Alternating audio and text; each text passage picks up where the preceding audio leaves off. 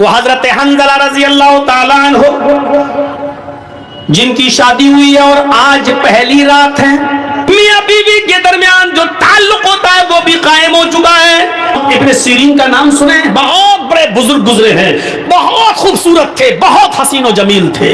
اس علاقے میں ایک امیر زادی بیوہ عورت رہتی تھی، اس کا شوہر مر چکا تھا۔ وہ حضرت حنظلہ رضی اللہ تعالیٰ عنہ جن کی شادی ہوئی ہے اور آج پہلی رات ہے، رخصت ہو کر بیوی گھر پہ آئی ہے۔ آج شادی ہوئی، آج پہلی رات ہے، شوہر اپنی بیوی کے ساتھ، حنظلہ اپنی بیوی کے ساتھ سو رہے ہیں۔ میاں بیوی کے درمیان جو تعلق ہوتا ہے وہ بھی قائم ہو چکا ہے۔ اتنے میں جنگ کا اعلان ہو جاتا ہے، جہاد کے لیے نکلنے کا اعلان ہو جاتا ہے۔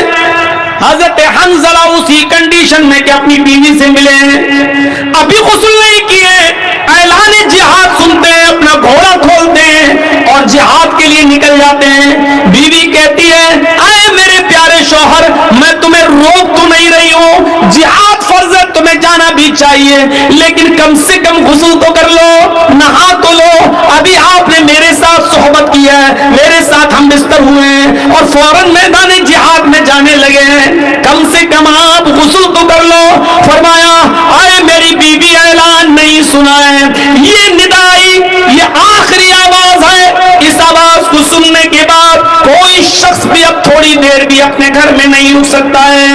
میری بیوی، میں غسل کے لیے کیسے رک جاؤں کہ یہ آخری ندا آ چکی ہے کہ اب کوئی بھی اپنے گھر میں نہ رکے، میں فوراً نکل رہا ہوں۔ اللہ میرے دل کے حال کو جانتا ہے، اللہ میری دل کی نیت کو جانتا ہے۔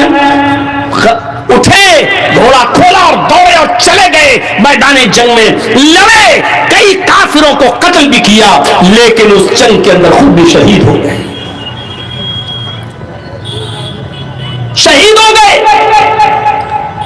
اور شہید کا اصول یہ ہے شریعت میں کہ اس کو جن کپڑوں میں شہید ہوتا ہے، کوئی آدمی اللہ کی راہ میں جب مارا جائے تو انہی کپڑوں میں دفن کیا جاتا ہے، شہید کو کوئی نیا کفن نہیں پہنایا جاتا، شہید کو غسل نہیں دیا جاتا، شہید کی جنازے کی نماز نہیں پڑھی جاتی، ایسے ہی اس کو انہی کپڑوں میں دفن کر دیا جاتا ہے۔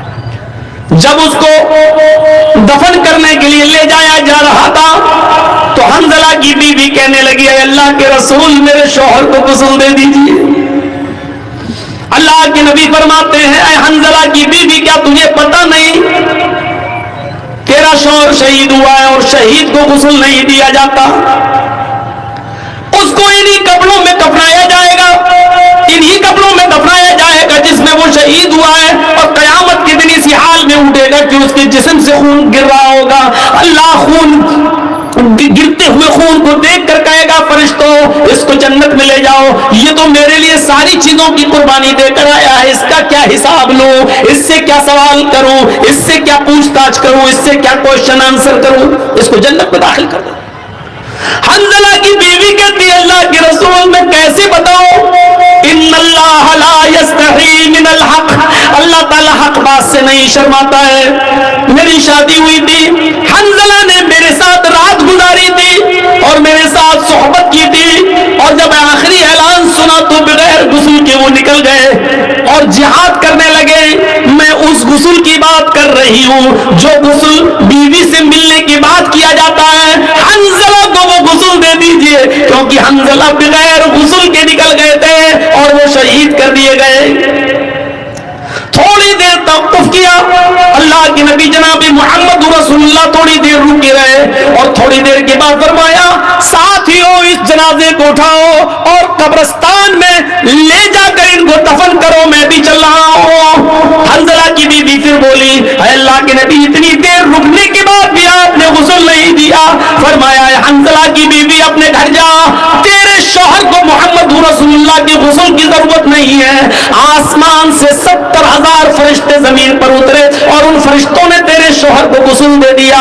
تیرا شوہر غسیل الملائکہ ہے، فرشتوں نے تیرے شوہر کو غسل دے دیا ہے، تیرے شوہر کو ہمارے غسل کی ضرورت نہیں ہے، تیرا شوہر فرشتوں کے ذریعے غسل دیا ہوا ہے۔ اور پھر حنظلہ کو دفن کر دیا گیا۔ میرے بھائیوں، یہ نوجوانی کی عبادت تھی۔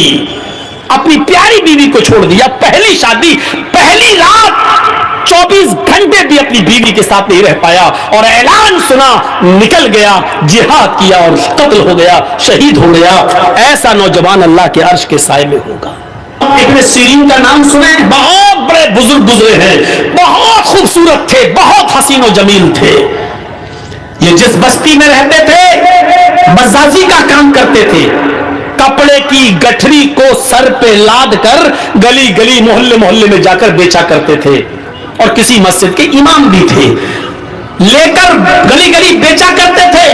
उस इलाके में एक अमीर ज़ादी बेवा औरत रहती थी, उसका शौहर मर चुका था, उसकी काफी लोडियां थी, बांदियां थी, खादिमा थी, यानी बहुत पैसे वाली थी, बहुत अमीर थी, अमीर ज़ादी, अमीर की बेटी थी वो, लेकिन उसका शौहर मर गया था और वो अपनी बांदियों, अपनी नौकरानियों के जरिए गांव में, मोहल्ले में और आसपास के इलाके में ऐसे नौजवानों को तलाश करवाती थी अपनी नौकरानियों से कि कोई खूबसूरत नौजवान मिले तो उसको हमारे पास लेकर आओ, और वो उनके साथ गलत काम करती थी। एक बांदी ने, उसकी एक नौकरानी ने अपनी मालिका से कहा इस बेवा औरत से कि एक इमाम है, बहुत खूबसूरत है, हसीन और जमील है, नौजवान है, कहो तो मैं उनको तुम्हारे पास लेकर आऊं, कपड़ा बेचते हैं। तो कहा ठीक है, उसको लेकर आओ।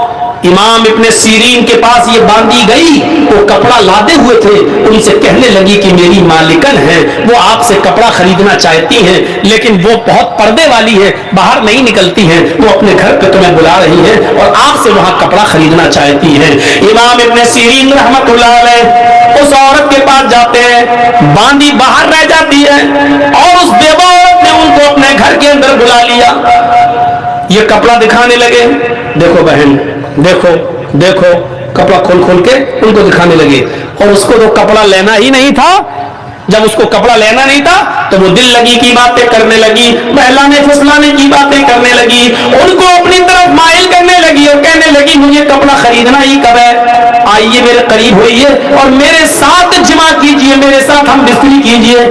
इमाम इब्न सीरीन ने सारे कपड़े की गठरी बांधी और उसको पैक करके रखा और फिर उनको वाज करने लगे, नसीहत करने लगे। इन्नल हम्दुलिल्लाह नहमदुहु व नस्तईनुहु व नस्तगफिर, पूरा खुतबा दे डाला और जिना की मजम्मत पर कुरान की आयतें पढ़ के उसको बताई और बहुत सी बातें बताने के बाद जहन्नम का अजाब, कब्र के अजाब के बारे में बताया, सब कुछ सुनाया, लेकिन उस बेवा औरत पर कोई फर्क नहीं पड़ा, उसने कुछ नहीं देखा।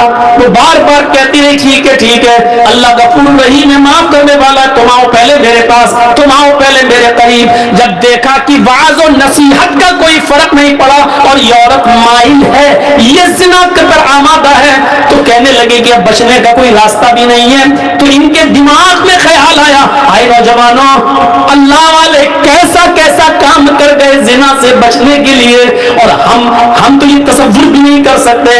इमाम इब्न सीरीन कहते हैं अच्छा ये बताओ कि तुम्हारा बाथरूम कहाँ है, मुझे बहुत सख्त लैट्रीन लगी हुई है, मुझे क़ज़ाए हाजत के लिए जाना है, मैं लैट्रीन से फारिग होने के बाद आता हूँ, तुम्हारे पास बैठता हूँ।